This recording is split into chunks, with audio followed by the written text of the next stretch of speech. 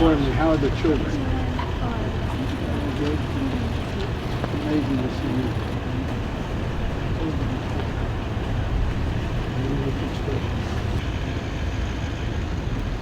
I got a handshake here too. That is. Oh,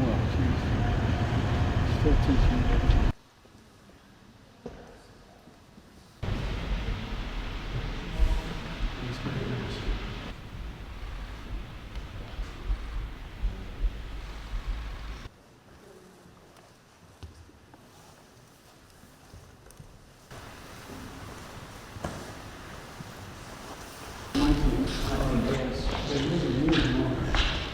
Our ambassador. Nice to meet you.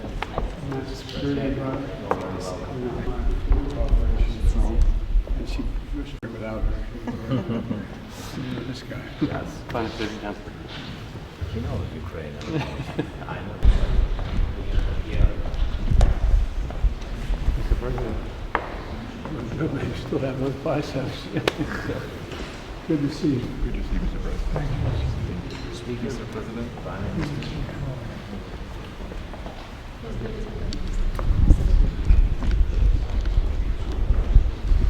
President, welcome to Ukraine. Good to be back. It's a pleasure and I'm honor trying to to see figure. you. They've asked me how many times I've been here. I had to count. 8 is my 8th time. Well, it's never enough. to I'm visit looking for a you. passport. They're really friendly. It's great.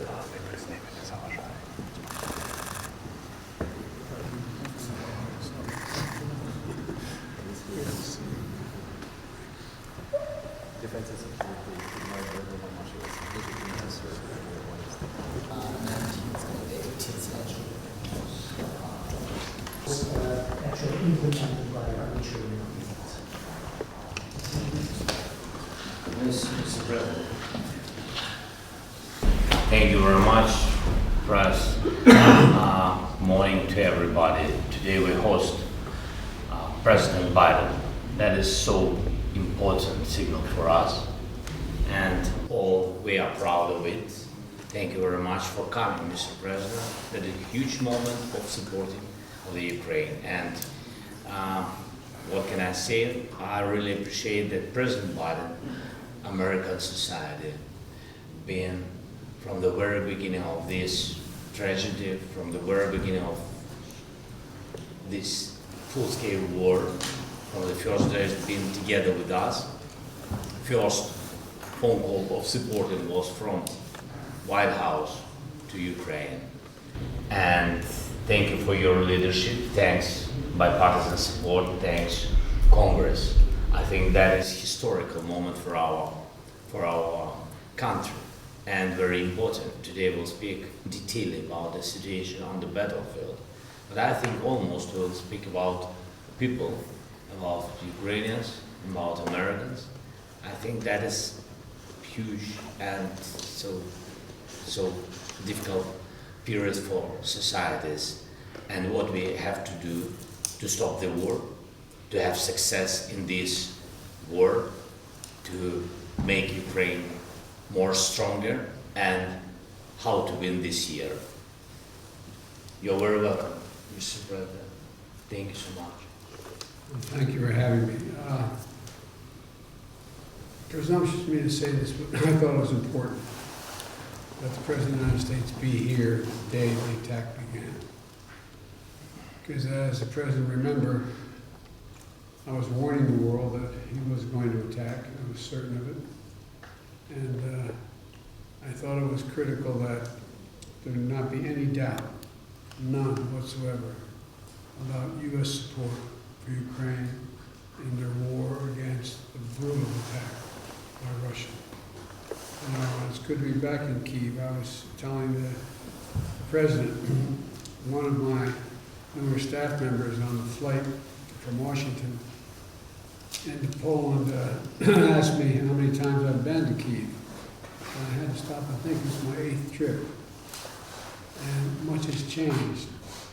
Much of it bad with the invasion, but also the Ukrainian people have stepped up in a way that few people ever have in their defense, and have apparently also embraced the notions of democracy.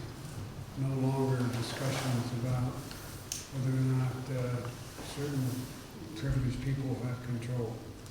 And, and I bring greetings and goodwill from the members of Congress, and you made a very good impression, as you know, when you spoke there last.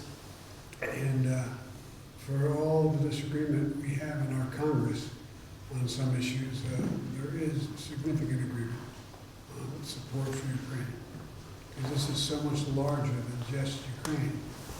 It's about freedom and democracy in Europe. It's about freedom and democracy writ large. And all the American people, I know that so many have kept Ukrainian people, particularly women and children, in their prayers, seeing what's happening. They can't fathom the idea of the shelling at night and the shelling of everything from orphanages to schools to the like. It's barbaric. And I'm here to show our unwavering support for the nation's independence, their sovereignty, and territorial integrity. And today, I hope we're going to have a chance to discuss how the United States and our allies, by keeping constant contact with and our partners, can most effectively support you and your cause, Mr. President. And I look forward to discussing all of this and then addressing the world with you afterwards. But again, the admiration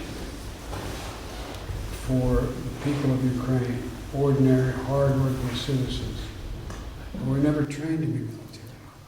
The way they've stepped up, it's beyond heroic.